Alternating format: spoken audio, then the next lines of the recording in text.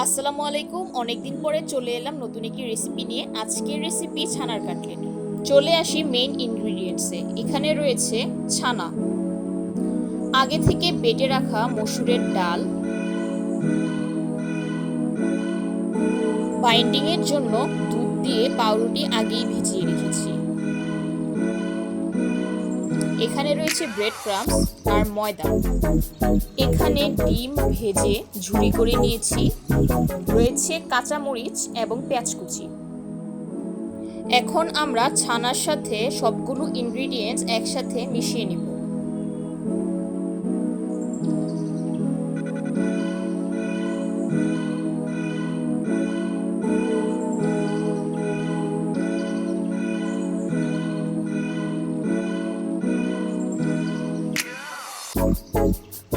এখন আমরা দিয়ে দিচ্ছি আদা রসুন বাটা, মরিচের গুঁড়ো, জিরার গুঁড়া, কাবাব মশলা, তান্দুরি মশলা,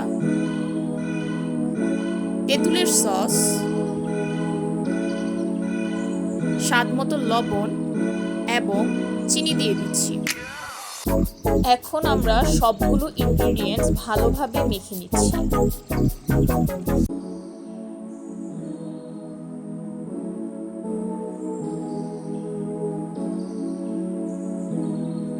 ভালোভাবে মাখা শেষ হওয়ার পর হাতে তেল মেখে নিচ্ছি। এখন আমরা কাটলেটের শেপ দেব। তেল মাখার কারণ হচ্ছে যেন কাটলেটগুলো শেপ দেওয়ার সময় হাতে লেগে না যায়।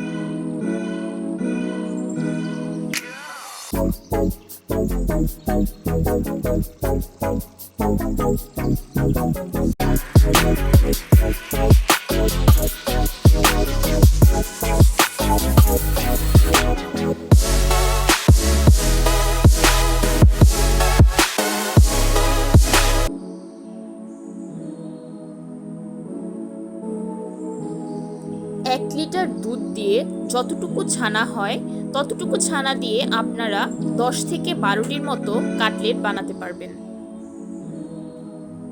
এখন একটি পাত্রে ডিমের সাদা অংশ নিয়ে তার সাথে পরিমাণ মতো দুধ এবং ময়দা দিয়ে একটি ব্যাটার বানাতে হবে। ভালোভাবে ব্যাটারটি মিক্স করে নিতে হবে। তারপর ময়দার সাথে ব্রেড ক্রাম্ব ভালোভাবে মিক্স করে নিব। এখন কাটলেটগুলো প্রথমে ব্যাটারে ডুবিয়ে তারপর মিক্স করা ব্রেড ক্রামে গড়িয়ে নিব। সবগুলো কাটলেট গড়ানো শেষ হলে কাটলেটগুলো আমরা ফ্রিজারে 20 মিনিট রাখব। এই ফাঁকে আমরা কাটলেটের সাথে খাওয়ার জন্য একটি সস বানিয়ে নিচ্ছি। প্রথমে নিতে হবে বাটার, তারপর দিয়ে দিচ্ছি আদা ও রসুন কুচি। ভালোভাবে নেড়ে চেড়ে দিতে হবে টমেটোর পেস্ট, তারপর দিয়ে দিচ্ছি চিলি সস,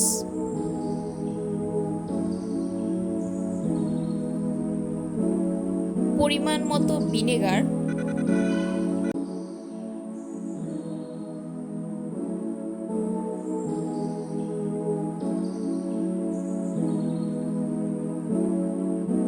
দিয়ে দিচ্ছি স্বাদ মতো লবণ এবং চিনি।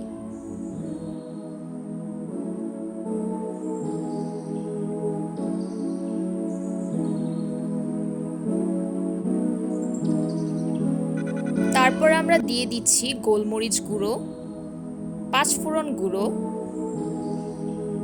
এবং চিলি ফ্লেক্স।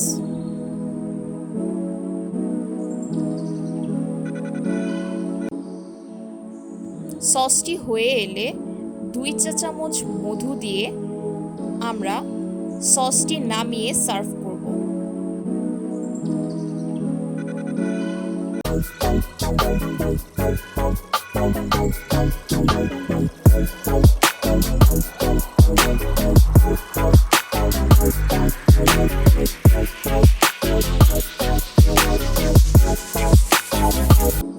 মিনিট পর এখন আমরা কাটলেটগুলো ফ্রিজার থেকে বের করে ডুবো তেলে ভেজে নিচ্ছি।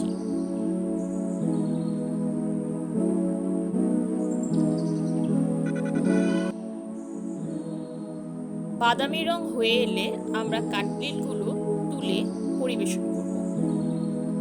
রেসিপিটি কেমন লেগেছে তা অবশ্যই কমেন্ট বক্সে জানাবেন। যদি ভালো লেগে থাকে তাহলে সাবস্ক্রাইব করতে ভুলবেন না। নতুন নতুন রেসিপি পেতে বেল বাটনে ক্লিক করে রাখুন।